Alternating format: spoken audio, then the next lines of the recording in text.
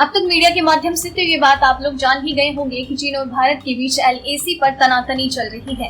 इस तनातनी के पीछे सिर्फ बदलता ग्लोबल परिदृश्य ही नहीं, बल्कि भारत का अपने आप को सबल बनाना भी है। 1997 में सरकार ने 4,643 किलोमीटर की कुल लंबाई के साथ 73 रणनीतिक सड़कों की पहचान की थी। उन्हें भारत चीन बॉर्डर रोड ICBR लेबल किया गया था। LAC के साथ साथ सैनिकों की आवाजाही में सुधार करने और चीन के बुनियादी ढांचे के निर्माण से मेल खाने के लिए ये खाका तैयार किया गया था। सन 1999 में BRO को इन 73 में से 61 सड़कें बनाने का कार्य मिला और इन सड़कों को 2012 तक बनाना तय हुआ। ये कार्य सीधे PMO की निगरानी में किया जा रहा था, पर बदकिस्मती से 2012 तक इनमें से 61 में से सिर्फ 15 ही सड़कों का कार्य पूरा हो पाया। चीन इस बीच अपनी स्थिति मजबूत करता जा रहा था और हमारी सरकारें बहुत ही सुस्त रफ्तार से काम कर रही थी। ऐसे में चीन भी खुश था और हमारे नेताओं पर भी काम करने का और देश को सुदृढ़ बनाने का प्रेशर कम ही था। ये वो समय था जब देश में करप्शन चरम पर था और देश के स्ट्रेटेजिक कार्य बैक सीट ले चुके थे।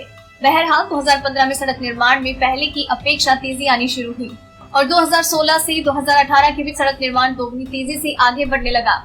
2017 में डोकलाम में चीन के साथ हुए आमने सामने ने इस कार्य में और कैटलिस्ट का काम किया और जहां चीन ने उम्मीद की थी कि इस तरह की कन्फ्रंटेशन से भारत डर जाएगा, उसके उलट भारत ने इंफ्रास्ट्रक्चर की अपनी तैयारी को और तेज कर दिया। डोकलाम की घटना के बाद मोदी सरकार ने बहुत बड़ा फैसला ये किया कि LAC के 100 किलोमीटर अंडर डिफेंस इंफ्रा निर्माण के लिए लगने वाले फॉरेस्ट और पर्यावरण की NOC वाला क्लोज कैंसिल कर दिया गया। इन 61 सड़कों की कुल लंबाई 3,323.57 किलोमीटर में से 2,304.65 किलोमीटर पर काम पूरा हो चुका है। बाकी की सड़कों पर काम तेजी से जारी है।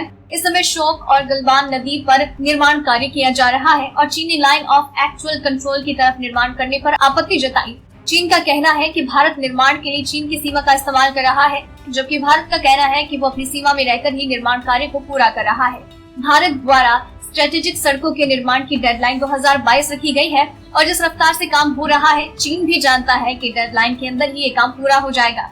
बस यही चीन को लग रहा है कि इकोनॉमी फ्रंट पे जैसे ही विश्व उसे घेरे और भारत एक बड़ी ताकत बन के उभरे, भारत को कैसे दबा के वर्ल्ड में अपनी ताकत दिखाई जाए। चीन की कैलकुलेशन में शायद 1962 से 2014 वाला भारत है।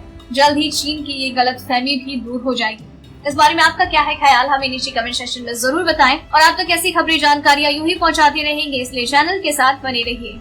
डेली ट्रेंडिंग न्यूज की रिपोर्ट सब्सक्राइब करें हमारा चैनल ऐसी ही लेटेस्ट और इंटरेस्टिंग न्यूज के लिए।